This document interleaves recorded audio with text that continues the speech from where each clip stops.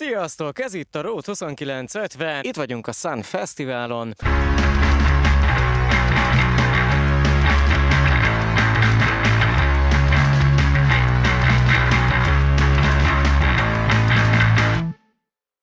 És egy roppant szimpatikus fiatalemberrel. Első ránézésre Kovács, hogy jött ide erre a amúgy elképesztően gyönyörű helyre ez a dolog. Elképesztően gyönyörű hely, nagyon nehéz elhinni, hogy itt vagyok. Ez az első ilyen eseményem, hogy kijövök és kovácsolok eseményen. Fesztivál előtt egy héttel lett mikrobuszom, hogy egyáltalán le tudjak hozni mindent. Előtte tényleg 2 nap előbb lett meg a Kovács tűzhely, hogy lehessen nomádba áram nélkül csinálni az egészet. Úgyhogy egy hétvége alatt raktuk össze az egészet, tehát az egész fesztivál szezon. Úgyhogy vagy jó lesz, vagy nem. Mi itt leszünk és csináljuk. A Sun Fesztivál csak úgy jött, hogy már nagyon sok ismerősömtől hallottam róla, és tavaly találkoztam egy csajszival. Ő mondta, hogy ide jön, lehet, hogy be tud intézni, miért ne? Mondom, oké, akkor én felkészülök, mindenemet összeraktam, az összes tulajdonomat beraktam egy mikrobuszba, és lejöttem fesztiválozni. Tartjuk workshopokat, lehet csinálni ékszereket, lehet kovácsolni.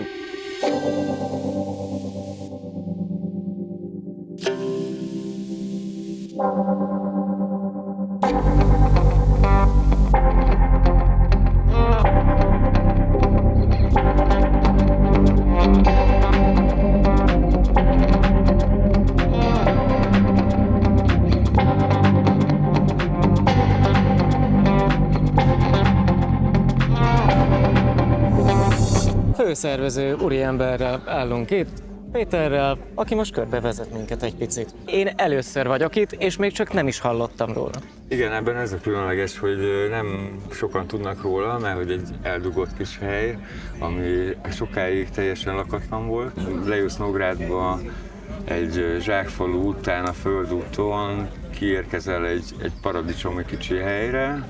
Gyönyörű a természet, rengeteg vadon élő állat van, nincs fényszennyezés.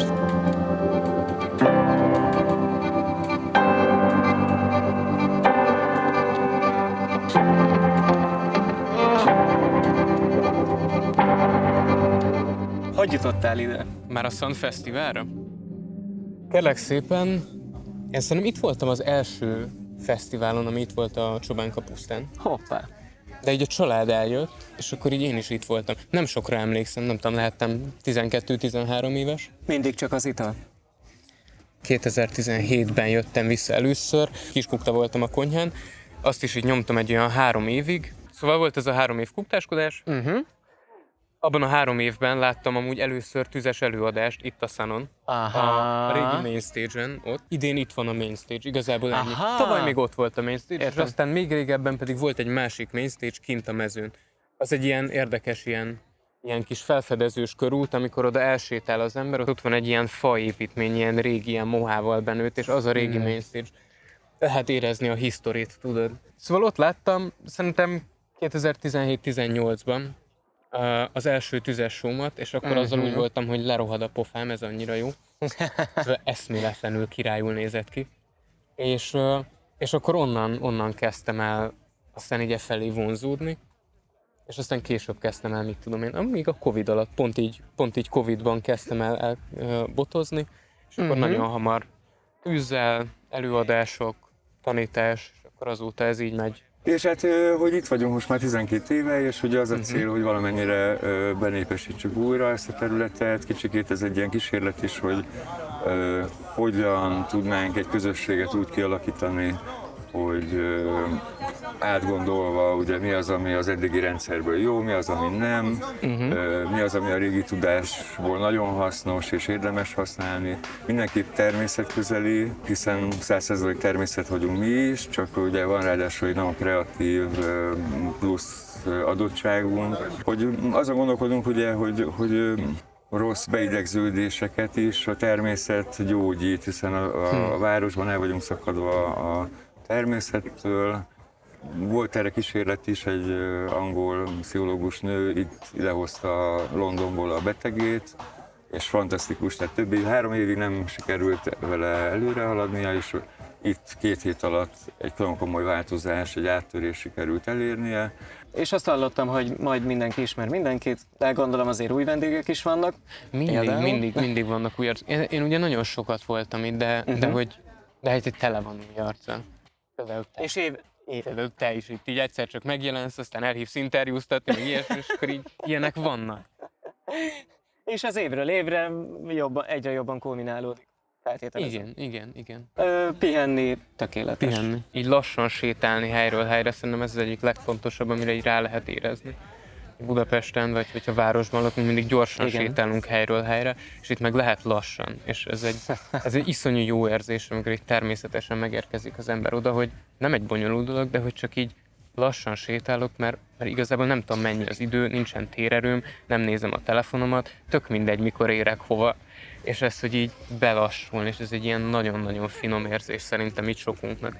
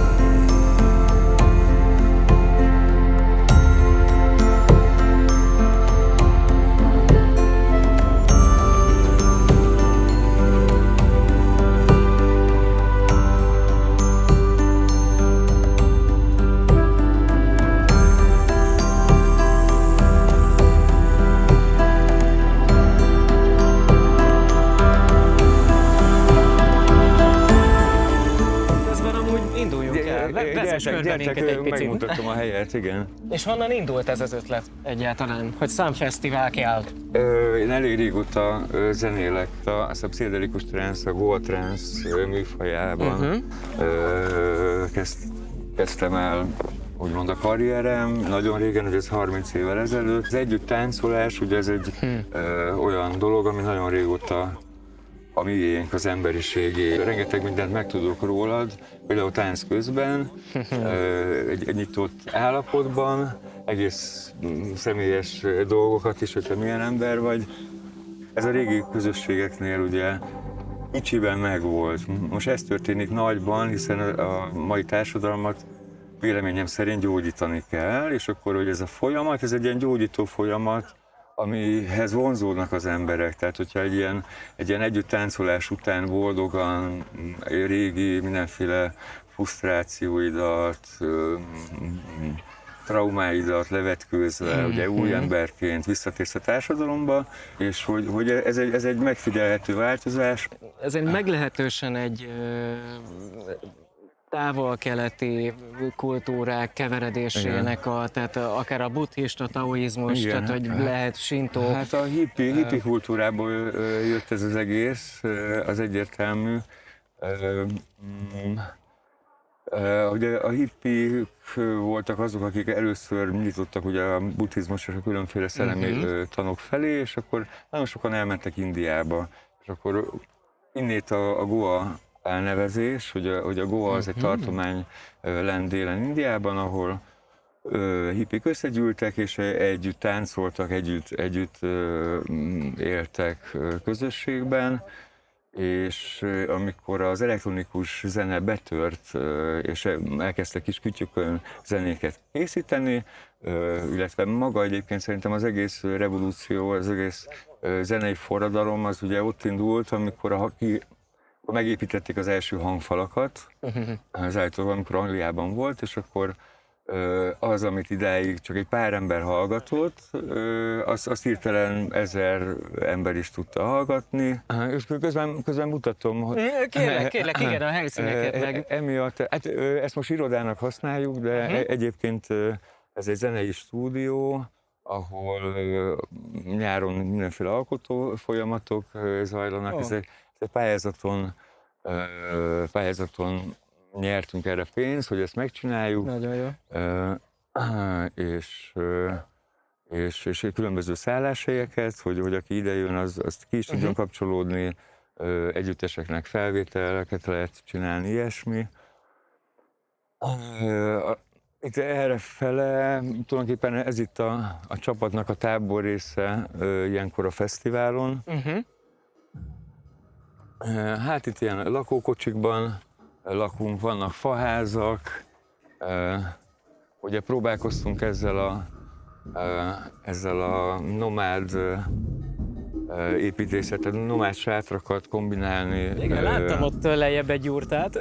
Igen, tehát van a klasszikus jurta, egyébként ez fantasztikus, nem is gondoltam volna először, hogy ennyire.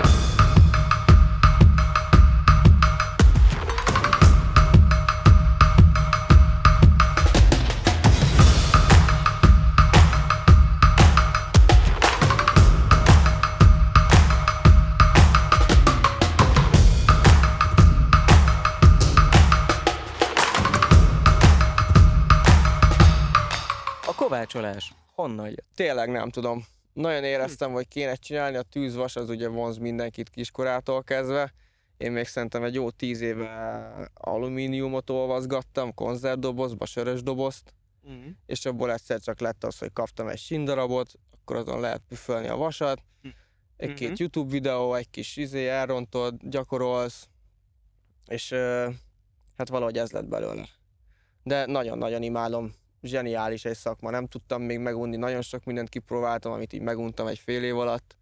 Ezt nem sikerül, vagy érzem benne azt, hogy én ezt már talán csináltam előző életeimben. A mai világunkat gyakorlatilag a vas és a tűz építette föl. Ez így a nomád műhely, ez nagyon-nagyon örülök neki, áram nélkül bárhol lehet csinálni, otthon azért kicsit máshogy néz ki, egy kicsit szétszórtabb, kicsit csúnyább, de a miénk.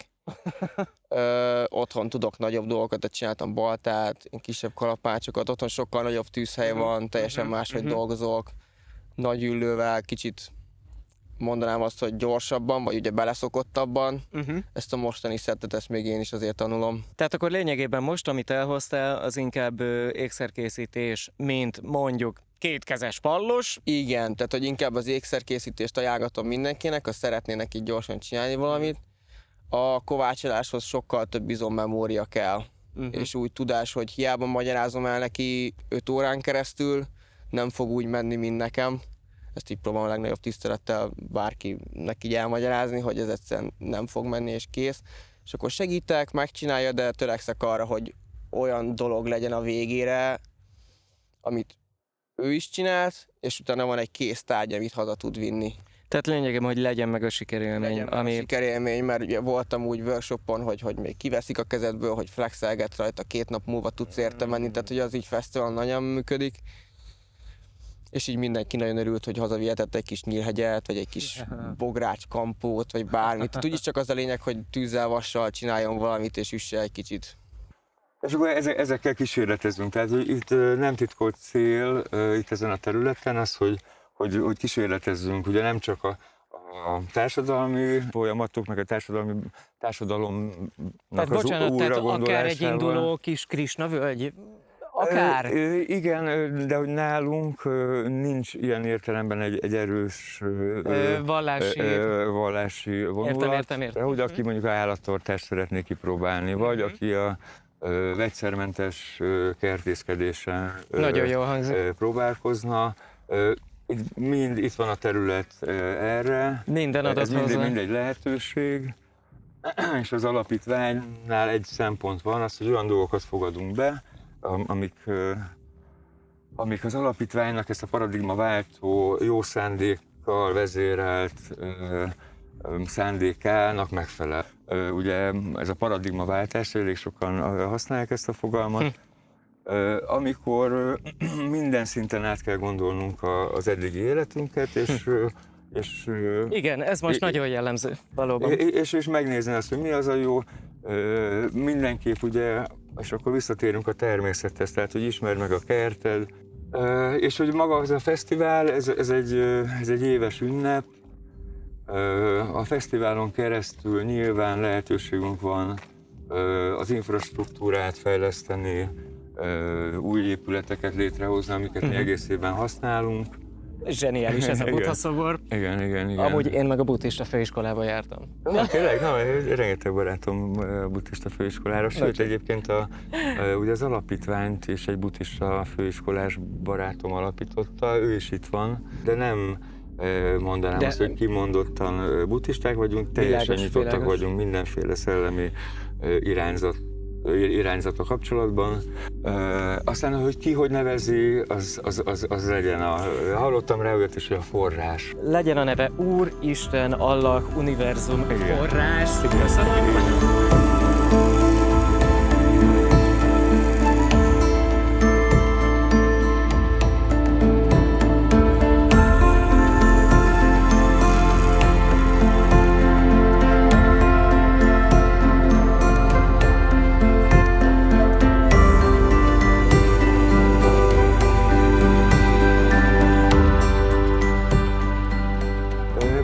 Leértünk ide a családi kempingbe, itt azért figyelitek, itt már nem lehet hallani, mert ugye van egy kis Igen. síve a Kisgyerekes. domborzatnak.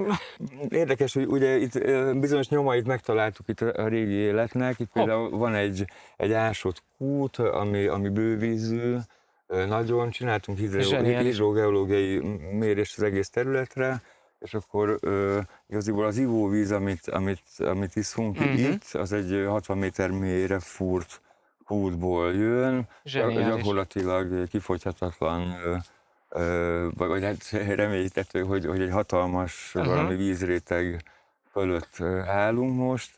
Egyébként ami még az érdekessége, ugye, hogy ez régen egy eléggé lakott terület volt, hogy most egy régi úton állunk. Beszéltem olyan öreggel, aki mesélte, hogy egy szekér ment körbe ezeken a szekérutakon, szedte össze a gyerekeket, és Ordaspusztán volt az iskola, és ő még az iskola szekérrel járt iskolába, ami itt körbe ment. Igen. Illetve a második világháborúban egy-két tragikus történet, tehát elhurcoltak innét itt lakókat, utána a Rákosi időben beszántották itt a gazdaságot. Tehát gyakorlatilag ugye ebben a 40-es, 50-es, 60-as években ez a hely teljesen ki lett végezve. De hogy ez a régen ennyire lakott, sok százezer évig lakott terület, ez így teljesen lakatlanná vált. És még egy különlegessége ugye a helynek az, hogy itt tartották az ünnepeket, ezt őrzi egy csomó helynek a neve, tehát mit tudom én, ez itt mögöttünk a Mulatóhegy, ott a völgyben van a Vigadó, ott a patak mellett, tehát hogy ez a hely tradicionálisan például ünneplésekre volt fenntart, a puszták népe összegyűlt és valamit ünnepeltek, akkor Csobánka pusztán tették.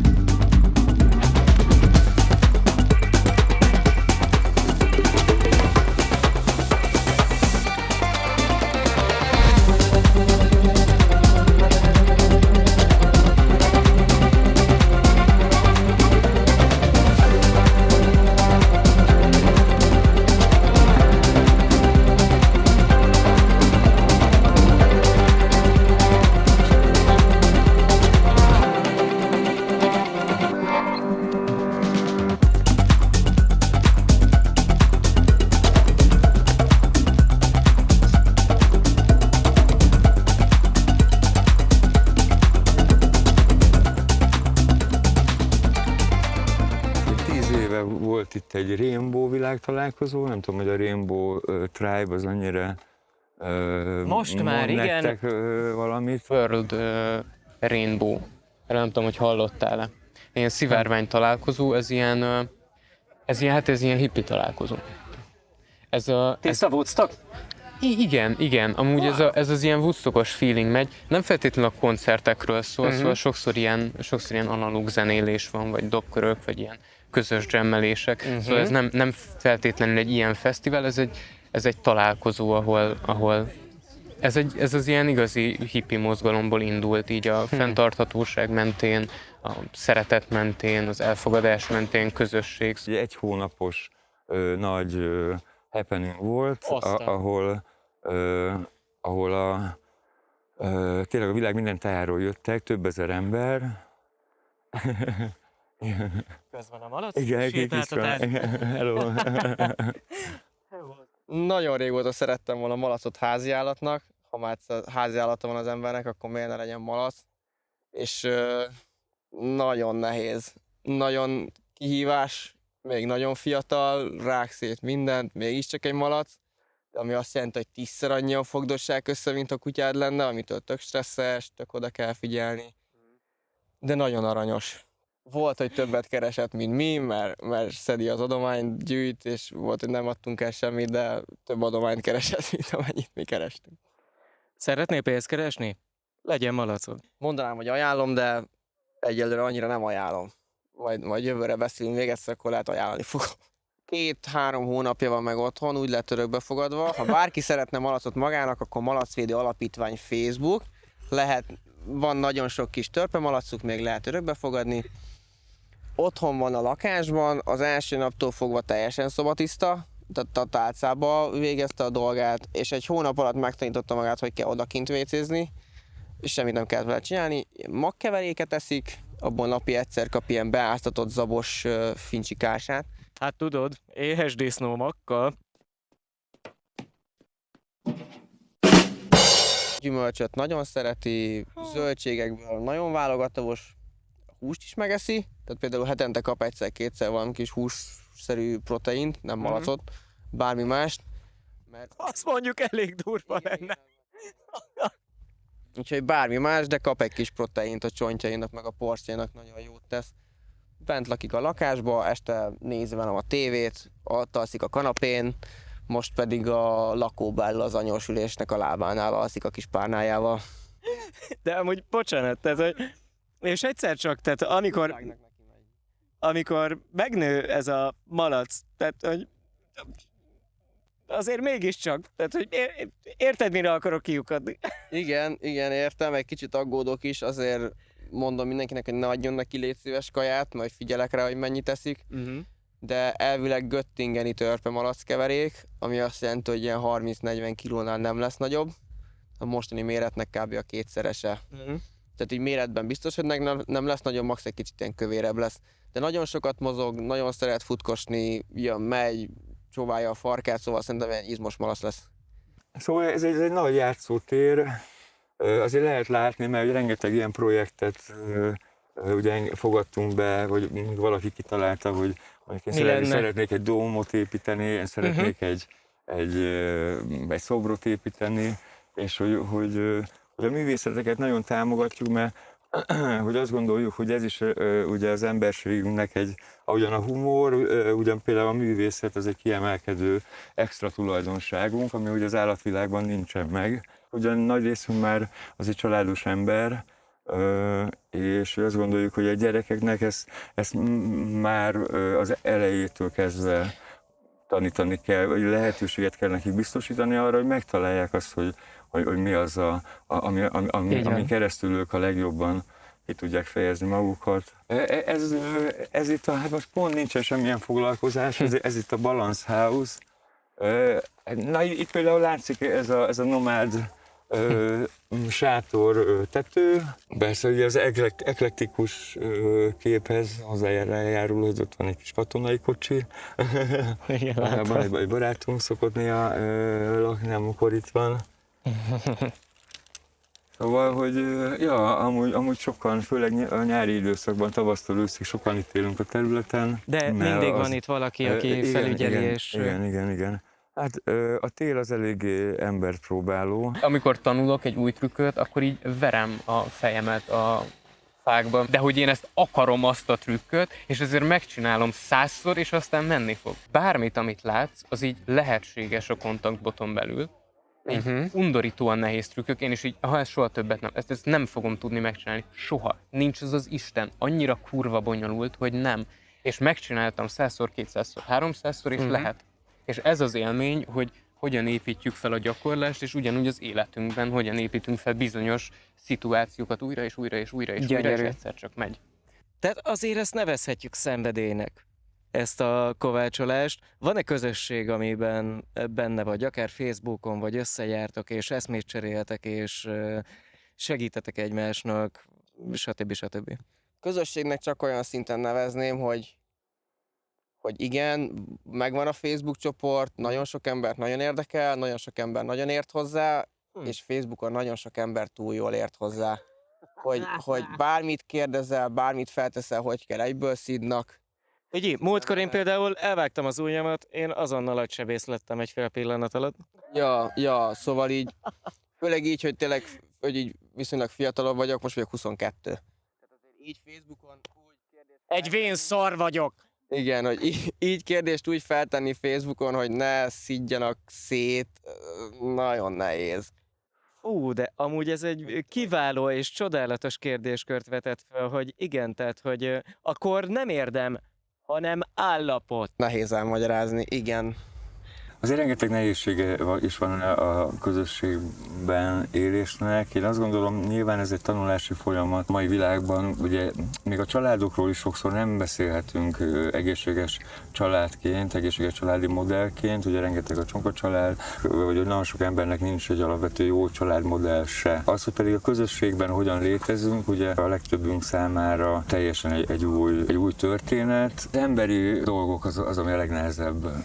Tehát, hogy amint van 5 ember, akkor már is van egy szerelmi háromszög, egy féltékenykedés, valaki nem ért egyet valamiben. Tehát az, hogy hogyan kezeljük a közösségnek a döntéseit, az egy nehéz feladat, hiszen erre nincsen egy jó mintánk, csak az ős közösségnek a mintája van, amiről ugye nem sokat tudunk, főleg nem praktikus szinten. Akik itt vannak már régóta, 12 éve, bizonyos értelemben már sokkal könnyebb, mert hogy ismerjük egymást, még az elején csak mondjuk egy csapat emberről beszélhettünk. Mostanra már ezek az emberekből ugye kialakult egy közösség, aki jól működik, tudja a határait. Jövőre én itt leszek egy hétig. Várunk Én azt szeretettel. szeretném. Úgyhogy további nagyon sok sikert kívánok, és köszönjük, hogy itt lehetünk. Mi köszönjük. Azon nagyon érdekes a flow élményben, hogy egy nehéz szintet kell, de egy olyan szintet kell kitűzni, amire még éppen hogy csak képes vagyok. És aztán ebbe beleengedni magamat a folyamatba. Szóval a flow élmény az túl könnyűnél nem fog előjönni, túl nehéznél nem fog előjönni, a határán, a képességeim határát feszegetem, és ott jön a flow élmény.